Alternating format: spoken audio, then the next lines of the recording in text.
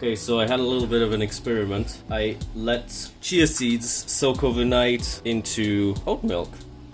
And this is what they look like. As you can see, it worked out pretty well. This is what you would call a chia seed pudding.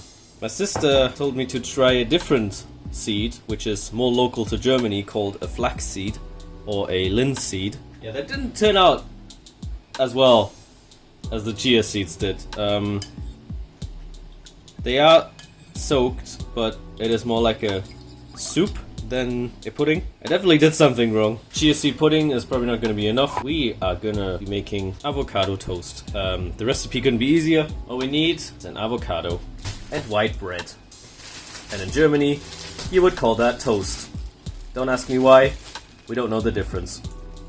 See, it says toast at the end there. Because we're obviously not allowed to have butter, we're gonna have margarine. So yeah, same thing as before. Take a knife, take the sticker off. Preferably put the sticker on your fridge because you like to collect avocado stickers. Like I showed you in the first episode, all you do is cut them in half. Take your knife, hammer it on the seed, twist, and there's your core. Then you just score it like this, and there we go.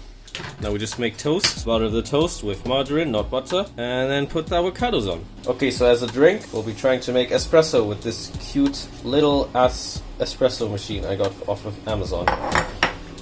It's just like a normal. It's just like a normal espresso machine, only that it's smaller. Depending on how much you want, you add as much water as it says on the glass. And for that, I got this nice espresso coffee. Then you kind of take the end of this and you kind of stamp it down so it's nice and flat in here. You can take your thing, put it in the insert, close it, switch it on.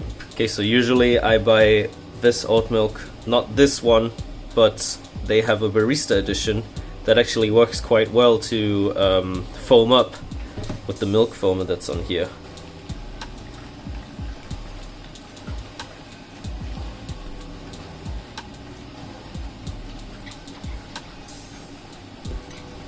There we go.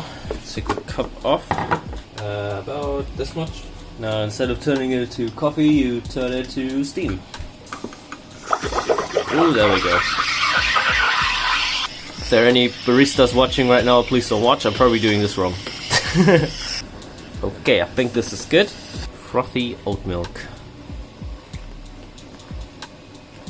I don't really care about looks, honestly. I don't know if you would consider this a cappuccino, because like 90% of it is oat milk, but that's alright. Okay, so now it's time to try the chia seed pudding. Very weird. And you're not supposed to eat too much of it because it clogs up your intestines.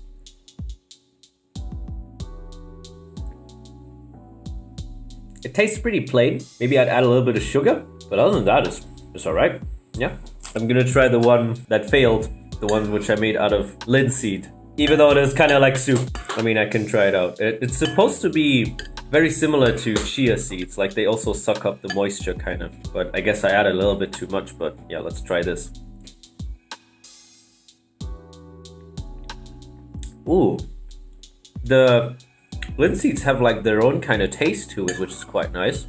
I quite like this. The chia seeds are very tasteless compared to these. But yeah, a point that my sister wanted to make was that chia seeds are not really that good for the environment because they have to be imported from like South America, which is kind of stupid because we have almost exactly the same thing. It's just a different seed. That's kind of weird. And avocado toast, I don't know what else to tell you. If you love avocado, you're gonna like avocado toast. Boomers would call this the millennial food. It's fucking good, so fuck you. Very, very good. I totally forgot to try my coffee, which is made with oat milk instead of normal milk. Like I said, I did drink oat milk before, but this is the inferior oat milk. The one from Oatly, the barista edition, is a lot more creamier and thicker, and it actually like foams up really, really nicely. I mean, this is still oat milk, so let's try it. That is lovely. Very good.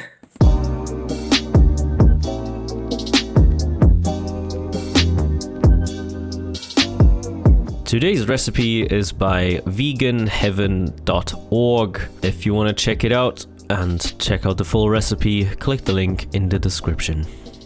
For this recipe you will need canned tomatoes, tomato passata, sunflower seeds, kidney beans, herbs such as basil, rosemary, pepper and salt, soy sauce, tomato paste, some corn for decoration, rolled oats, mushrooms, onion, garlic and olive oil. First thing you do is make the marinara sauce. You just add canned tomatoes, tomato passata, and I have this Italian seasoning mix. You just mix that together. Add some tomato paste to make it nice and thick, and there's your marinara. Then I chopped the mushrooms into very fine pieces, like so.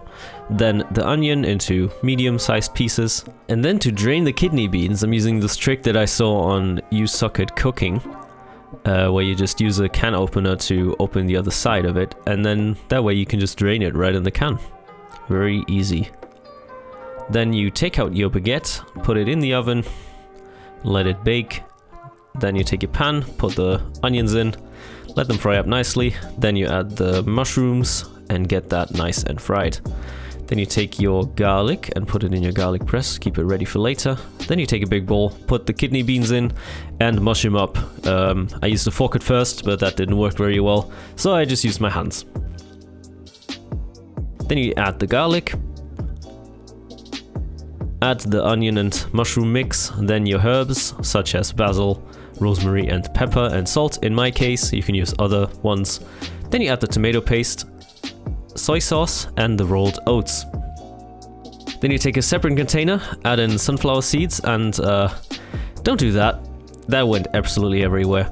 I added a little bit of water and used the immersion blender. Should have a normal blender because that would work a lot better. But anyways, add everything into a bowl, mix it around. It's very meat-like, I have to say. Roll some meatballs. First I made 4 big ones, then I split them in half. And then you put them one single in the pan to fry them up like actual meatballs. Get them nice and fried from all the sides so they get nice and roasted. Then I added the sauce. Don't do that either. The pan was very hot and it sprayed absolutely everywhere, as you can see. So wait for the pan to cool down before adding the marinara. Okay, there you go. Then you take your baguette, or sub in that case, cut it in half. Then you add the meatballs into the sub to make a meatball sub. That one broke a little bit, but that's okay. Just add it on top. Very, very nice. I also added a little bit of corn for extra texture and flavor. And there you go. Yeah, boy. Yes, yes, yes. That looks amazing. I'm not sure how I'm gonna eat this, but I'm gonna eat it somehow.